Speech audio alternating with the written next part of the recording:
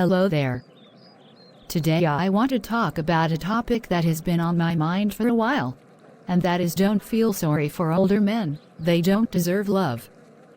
They deserve to die alone. Why do you ask? Because men are the only ones who aren't held accountable for wasting their prime years. The start of a man's prime are late teens to mid-20s. 30s are the twilight years of men's prime. 40 is the end of a man's prime, no matter what kind of excuses men give, or how many lies they tell themselves to feel better. If 40 is still your prime, then why do you move and smell like an old man? Why is your testosterone dropping? That doesn't sound like being in the prime of your life. Your prime is where things only get better, not worse. Losing hair, testosterone and sperm count, being more prone to mental illness, and have your bones fade is not what you should experience in your prime. Feel free to coddle the myth that men get better with age, because reality says otherwise, and you'll be in for a rude awakening. Anyway, to get back on the subject. Your prime years is where you should already have a plan to achieve your goals in life. Only men are delusional enough to think that they still matter after 40, with a lousy job, the maturity level of a toddler, and still latched on their mother's tit. Thinking they are the prize and are entitled to groom 18-year-old girls, because they think 40 is still their prime with their bubble gut, male pattern baldness and lower testosterone and sperm count at 35 years of age. There is a reason why sperm banks want sperm from men in their 20s, because that's your biological prime. When does a man matter at 40? Well, when they are the alpha male. They are fathers and devoted husbands who have accomplished a lot to be a great role model to his children, not to walk around like a peacock and lure gullible teens in his web of lies. A leader, defender and provider, role model, teacher to his children with enough money and resources to raise them, a man who values his marriage to his wife and a family unit.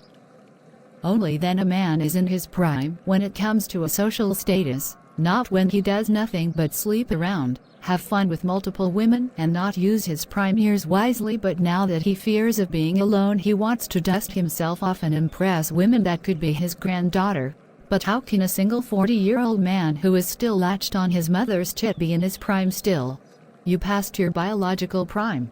And you have no status to compensate for that? Maybe you are the primary example of a man baby, but you are not in your prime. Status and act like a man is the only thing that might save you from fading into obscurity. I get occasionally approached by older men in their 50s or even 60s and 70s saying I shouldn't look at a man on the outside, it's the inside that matters. But the inside only matters when you take all the responsibility of a man in a thriving marriage, not when you are deteriorating and look like a washed-up hound with your smelly odor.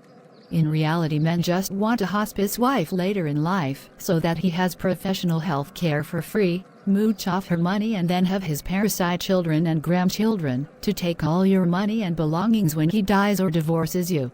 Don't ever put a man in your will if he's not the one who is taking care of you. Do not allow a man in your life if he's not capable of looking after you. Men's bone mass fades at the age of 25, but women bones last longer because we are designed to give birth and carry up to 9 children in one pregnancy. Women live longer, and that's why older men want to settle in their old age, not because they love you but because they love themselves. If an older man truly cares about the woman who looks after him, he would donate all his pension money to her as long as she wants to be his caregiver. But they won't do that. You just have to accept his company and accept his version of love to compensate for your underappreciated labor. Older men are expensive toddlers with a health that will go downhill while you are still versatile. You should accept men who are months older than you, not years older. Older men also give you uglier and dumber children. Because their sperm becomes less at 35, chances are higher than you will have children with a learning disability. Sure, men can have babies in their 60s, but with a lot of complications and higher rate of miscarriages, including incompetent dumb children with birth defects. The only way to immortality is to procreate, and it starts with a strong bloodline. You deserve having children with good genes and mental health. Raising healthy, normal functioning children is hard enough, and you don't need his diseases and shortcomings passed on to them. That's the worst type of crime and disservice towards your future daughters. There is no benefit in having older men in your life. Older men aren't more mature. Age doesn't affect a man's maturity. Holding men accountable does. When all women treat men like they would treat women, then all of them would either step up their game or die alone. Why do you think only the alpha males in the wild are allowed to procreate? Because even animals understand that only the ones who are worthy have a right to pass their genes to the next generation. In the human world, any idiot who believes he deserves love can have any woman he wants and be a lousy father, because his entitlement is more important than the inconvenience his existence creates. This is why I believe the Spartans did it right. Men with mental illnesses, or are incompetent, or too old weren't allowed to procreate and were forced to die alone, while the women are the ones who accept instead of getting picked. There are no incompetent men in Sparta, and if you want to settle for an old man, or some loser, remember all the misfortunes you will have in the future. Look through the lens of Sparta. Be like Thor's hammer when you choose a man. When he's not worthy or no longer worthy, drop him. Sure, all the men will screech loudly that you will end up with cats, but it's just a scare tactic to make you settle for men below the barrel. Living with cats might be hard, but living with a man-child is even harder. Yes, women should use their prime years wisely too. Build your future with your own job and house so that you never have to settle for less. Instead of wasting time finding the one and end up with garbage and pick up where his mother left off. Women shouldn't settle, they should be choosers. In order to attract the best, she must create the best life for herself first. Don't listen to men who have a baby fever while you still need to accomplish your life goals. They aren't the ones who are the primary caregivers when children are born. They can walk out anytime they regret being a daddy. Don't listen to men when they say only family matters and you are only a woman if you're married. Because family and being a husband doesn't mean shit to them, they would replace you with a gold digger in a heartbeat. And it will always be your fault somehow, even though you built his career behind the scenes and leveled up on your back.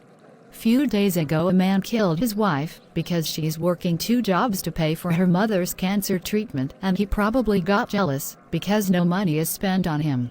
Still, men in the comments section come with all kind of theories that she's mentally abusive, and there are 2 sides of the story, while men who are killed by their own wives have all the sympathy.